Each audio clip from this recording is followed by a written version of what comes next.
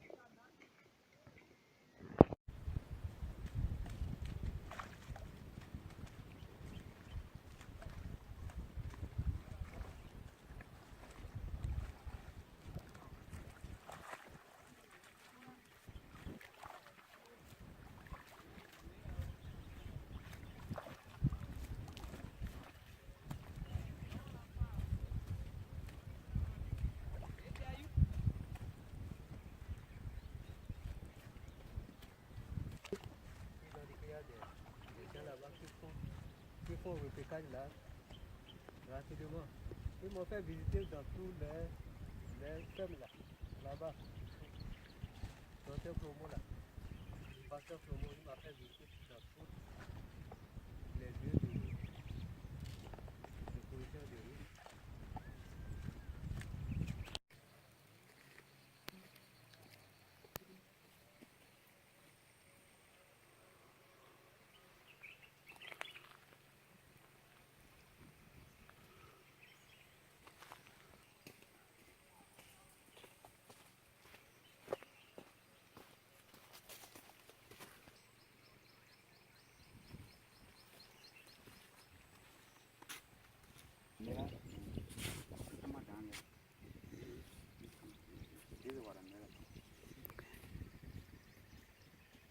Parce qu'aujourd'hui même quelqu'un m'a dit, il y a la femme qui achète au piment chez nous, il a dit qu'il n'y a pas de piment marché.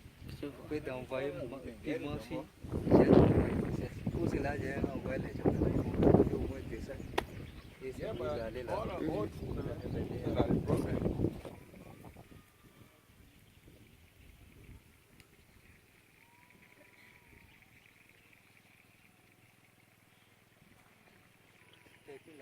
il dit que justement, on peut multiplier, que les gens devaient faire beaucoup.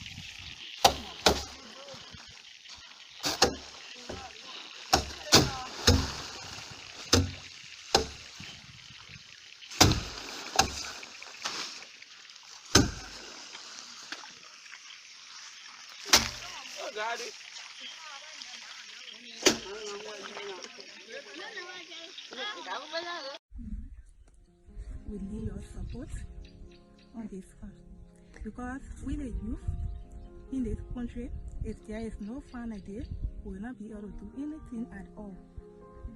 Yes, you find more young girls on the street because no job, they not see farm idea to work on. But I only want to be thankful to Sis Yama and Grandma Buti personally on this one because it's what is going on well. And also we need your support on this one. Do you like farming? Yes, I love farming. because for our family will not live in the country. And also we need your support because we tired of importing rice. Yes. At least we the Liberia will be able to export our own rice to other countries. Yes. And other Yes. What part of the farm do you work in? Huh? Where in the farm? You work in all parts of the farm? the farm, Mm-hmm. the farming, No, where do you work in the farm? where I work. Yeah, what do you do in the farm? I work in the market garden. Oh, okay. So what do you do in one day? Tell me what your day is like when you wake up in the morning.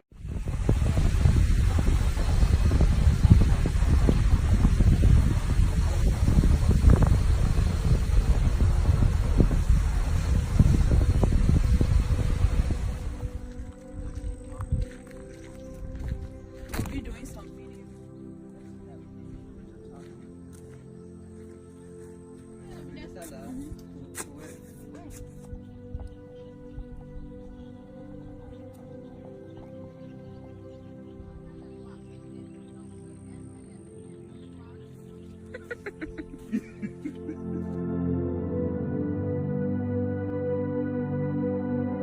They call it like the diabetic rice, but this is a variety that he was able to get a little bit of seedling from another farmer who asked us to multiply it since there's now a demand on the market for it. And I was also explaining to him that it's in Ivory Coast, so we can also secure more seeds from Ivory Coast.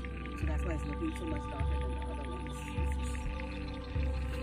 It's healthier. Right, so what they'll do now, they're uprooting it so that it can be transplanted into a proper Love the place.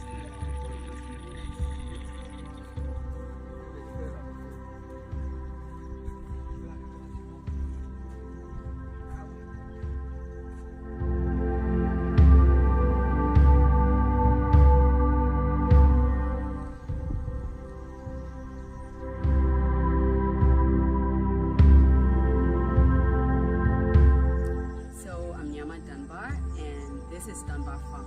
And so historically, and even within this area, if you ask about Dunbar Farm, everybody knows this site. It's our family seat, or where we have been able to gather since my grandfather secured and purchased this land in 1948. And so behind me is the old family home that was constructed in 1948 when he got this property. And the memory for me about Dunbar Farm was always a gathering point for us as a family, but also by the 80s, by the time our generation was born, you have to understand Liberia had just also been through a coup. Things were really not totally destroyed as much as the Civil War did in the 90s, but it was halted. So we were born at a time when things were really stagnated from what Liberia had been in the heydays of the 70s and the 60s, at least from what we were told. So my memories of this farm was coming here and seeing it struggling to be functional. I remember some of my earliest memories coming in the pickup, the driveway with my father, and the cocoa was still there. So we have fruit trees, tree crops like the cocoa were still left from the heydays of my grandfather and my father's when they were young and working this farm, he and his brothers, and the piggery was actually still functional as well. So we saw remnants of my grandfather's vision. And obviously my father's generation, they tried to maintain it, but it was difficult maintaining a separate career and then also maintaining the farm. And then added to the fact that it's quite a sizable property at 648 acres, it really requires full-time focus, but also the level of attention and technical investment as well as financial investment. So as the war years came, of course, everything grounded to a halt. We couldn't be able to even operate the farm, so at basic, we would have at least one relative that was living here, just to kind of basically secure the property. It was more or likely in around 2011 when I really felt this vision coming into me. Every time I would come here and see the place looking like this, I would just be so, it pained my heart. to see my grandfather's vision dying or just lying fallow like the land. And so I slowly began to think, what can we do as this generation? In addition to that, I also saw how people were struggling. In Liberia, when you used to come to the village, this is where you came and you collected food and carried it to the city. Then the reverse is now the case. When you come from the city, everybody asks you, what did you bring for me?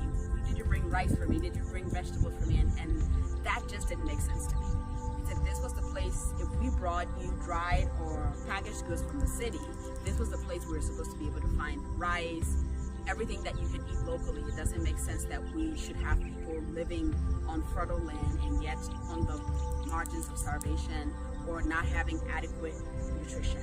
So the combination of those ideas was really fueling the vision that I needed to really see how we could get back into agriculture, return to the soil, as they say. And so I started doing research, not only for Liberia, but I started looking at all neighboring countries that had a more stronger tie to agriculture and specifically agribusiness. And so Ghana and Ivory Coast really gave me a lot of structured ideas on what this could look like. And so once I did that, combined with my research, meeting technical people who have come and fed into the process, we were able to just get on the ground and just start doing it. And that's essentially how it started. Just basic bare hands, hiring some men to do some clearing, and then starting to plant whatever.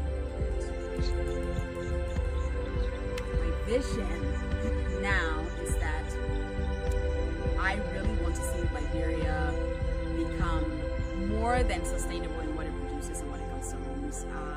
Someone mentioned the word food sovereignty, and I really like that idea because, as one of our workers was just saying, we have the capacity not only to produce to feed our population, but we have the capacity to produce and feed others as well. So my vision really is tied to that. I think a lot of the joblessness, a lot of the low wages and poor skills development, lack of education, all of those problems we're seeing not only in the rural areas, but even with the urban poor, all of those can be addressed significantly by investing in agriculture. So that's where my vision is really linked into seeing that we capitalize on our soil resources and our human resources and bring the two together and see how we can strive towards development.